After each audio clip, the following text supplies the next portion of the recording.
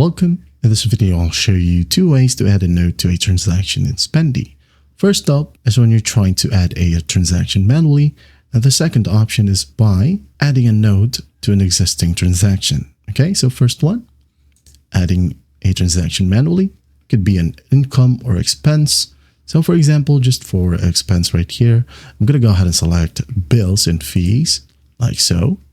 And then I'm going to go ahead and add in the amount. For example, $50. And where was it credited? Is it in your wallet or bank? Okay, select the option right here.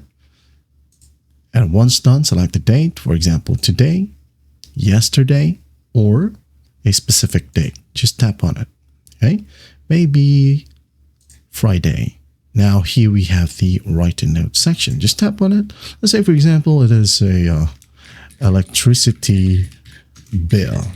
Okay, and once that's done, if you want to add in some labels and photo, or the recurrence, is it never, or daily, or twice a week, it's up to you. You name it.